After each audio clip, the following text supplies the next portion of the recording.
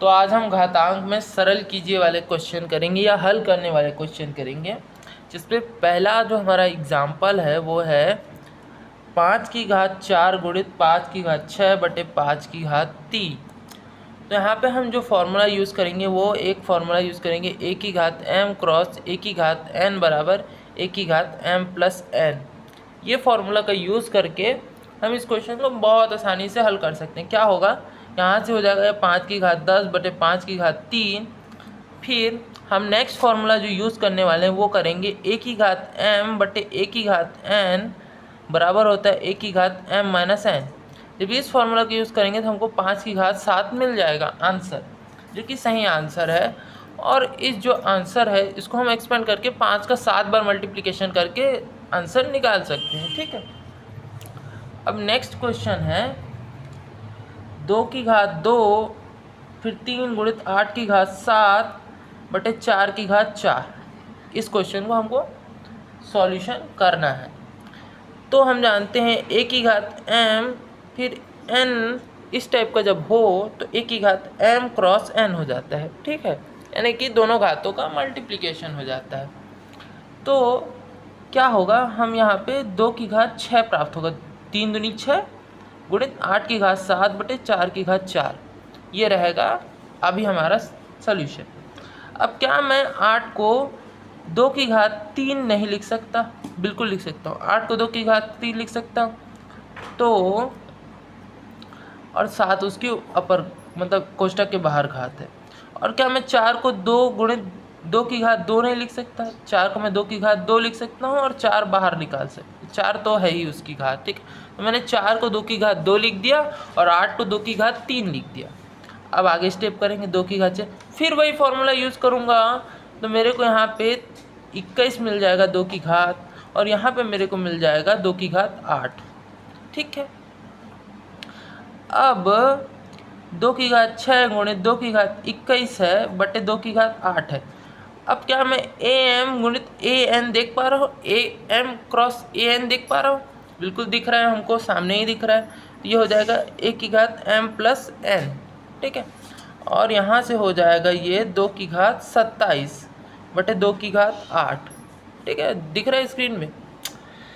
अब जब हम जानते हैं अगर 1/a⁻m है तो ये a⁻ माइनस m हो जाता है। ऊपर ले जाने पे माइनस m और ऊपर से प्लस को नीचे लाओ तो माइनस, मतलब साइन चेंज हो जाता है घात का। अगर ऊपर से नीचे लाएगा, जैसे ये माइनस को यहाँ नीचे ले गया तो प्लस हो गया, और प्लस को नीचे ले जाता तो माइनस हो जाता है, समझे?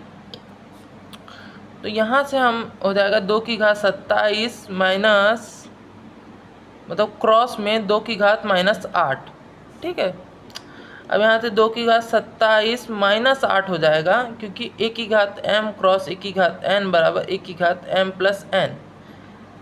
अब इस तरीके से एक तो समझ सकते हैं। दूसरा तरीका ये भी है कि 2⁻27 है ना बटे 2⁻8 है, तो मैं क्यों ना फॉर्मूला यूज़ कर दूँ a⁻m बटे a⁻n बराबर a⁻m माइनस n। अगर मैं इस फॉर्मूले का भी यूज़ करता हूँ तो 2⁻27 माइनस 8 डायरेक्ट कर सकता हूँ, जो कि हो जाएगा 2⁻19, जो कि सही हल है। तो इस तरीके से हम 2-3 फार्मूले कॉम्बिनेशन का यूज़ करके किसी भी सरल कीजिए वाले क्वेश्चन को हल कर सकते हैं। जैसे कि एक और नेक्स्ट क्वेश्चन है। नेक्स्ट क्वेश्चन बोल रहा है 9 गुणित 3�8 बटे 3�5। ये क्वेश्चन है, इसको सरल करना है। ठीक है, तो हम जानते हैं अगर a क्रॉस b की घात m है तो वो a⁻m क्रॉस b⁻m हो जाता है। ठीक है, तो उस चीज़ का यूज़ करके यहाँ पे 9�8 गुणित 3�8 बटे 3�5 लिख सकता हूँ, लिख सकते हैं। अब क्या मैं 9 को 3�2 लिख सकता हूँ? बिल्कुल लिख सकता हूँ, 3�2 इस तरीके से 3�8 बटे 3�5। ठीक है, अब अगर 1 मिनट, स्क्रीन में दिखाई नहीं दे रहा है, मैं रुक जाओ हटा देता हूँ। इस तरीके से 3�2 और कोष्टक के बाहर 8 गुणित 3�8 बटे 3�5। अब क्या होगा, यहाँ पे a⁻m ये वाला सूत्र लगेगा, a⁻m फिर n वाला, ये वाला सूत्र लगाएंगे तो a⁻mn हो जाएगा। तो यहाँ पे ये हो जाएगा 3 की घात 16 गुणित 3/8/3 ठीक है। एक मिनट यार, स्क्रीन में दिख नहीं रहा है, मैं दूसरे पेज में फिर से दिखाता हूँ। हमारा क्वेश्चन कैसे स्टार्ट हुआ था, 9 की घात 3 ये हमारा क्वेश्चन था, ठीक है। तो हमने क्या किया, सबसे पहले a क्रॉस b की घात m वाला फॉर्मूला यूज़ किया। क्या बोलता है, a की घात m गुणित b की घात m। यहाँ से हो गया 9 की घात 8 गुणित 3 की घात 8/3 ठीक है। मैंने 9 को 3 की घात 2 लिख दिया और 8 बाहर था, 3 की घात 8 3 की घात 5। अब यहाँ पे फॉर्मूला यूज़ किया तो 3 की घात 16 गुणित 3 की 8 और 3/5, ठीक है। अब यहाँ पे मैं देख पा रहा हूँ a की घात m क्रॉस a की घात n, तो a m प्लस n हो जाएगा। तो 3 16 प्लस 8/3/5, ये कुछ स्थिति इस टाइप है, यानी कि 3 की घात 24/3/5 हो जाएगा। अब जो ये 3/3 की घात 24/3/5 है, इसको दो तरीके से हल कर सकते हैं। या तो मैं 3/5 को ऊपर ले जाऊँ, एक तरीका तो ये हो गया कि 3/5 को मैं ऊपर ले जाऊँ। दूसरा तरीका ये हो गया कि मैं फॉर्मूला यूज़ कर दूँ a की घात m बटे a की घात n बराबर a की घात m माइनस n। तो उस फॉर्मूले की यूज़ करूँगा तो 3 24 माइनस 5 आ जाएगा, यानी कि 3 की घात 19 जो है वो आंसर आ जाएगा। इसी तरीके से एक और क्वेश्चन है, 3 क्रॉस 2 मतलब 3 मल्टीप्लाई 2 की पावर 4 मल्टीप्लाई 2/3 की पावर 6। इस क्वेश्चन को भी हम सरलीकरण का ही क्वेश्चन है और ये आसान क्वेश्चन है। इसको भी हम सेम तरीके से a क्रॉस b की घात m वाला फॉर्मूला लगाएंगे। a की घात m क्रॉस b की घात m हो जाएगा, यानी कि 3 गुणित 3 की घात 4 गुणित 2 गुणित 4 2 की घात 4। अब यहाँ पे क्या करेंगे, इस चीज़ को हल करने के लिए अपन लोग a बटा b की घात m वाला फॉर्मूला लगाएंगे। a की घात m बटा b की घात m घातांक के रूल से हम जानते हैं। यहाँ हो जाएगा 2 की घात 6/3 की घात 6। ये सब कुछ क्रॉस में है, इन दोनों में आधार समान है, घातें जोड़ देते हैं। तो 3 की घात 4 गुणित 2 की घात 10, मतलब 3 की घात 4 गुणित 2 की घात 10/3 की घात 6। अब जो है अगर हम लोग इसको ऐसा लिख दें 3/4/3/6 गुणित 2 की घात 10, तो लिख सकते हैं ना हम, इस तरीके से हम इसको लिख सकते हैं।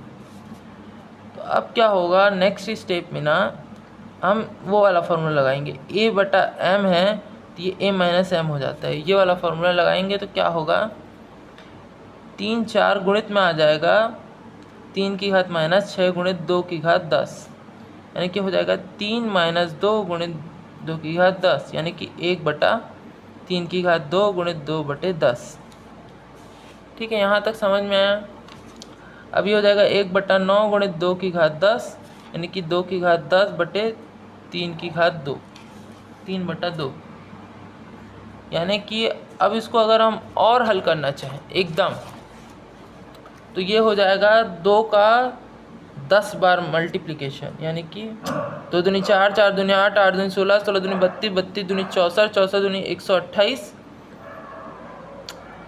और 128 दूनी हो जाएगा 16, एक हासिल 4 5 और 256 गुणित 2 हो जाएगा 12, मतलब कुल मिला के हमारा हो जाएगा 1024। ठीक है, 1024/9 इसका आंसर आ जाएगा। यानी हमको पूरे चैप्टर के सरल करने वाले जितने भी क्वेश्चन हैं उनमें फॉर्मूलों का ध्यान रखना है और फॉर्मूले से पहचान के क्वेश्चन को हल करना है। कहीं अगर मैथमेटिकल कोई गलती हो गई होगी तो कमेंट करके बता सकते हैं। बाकी जितना हो सके हमको ध्यान देना है फॉर्मूले का यूज़ करने पे और फॉर्मूले पे फोकस करना है।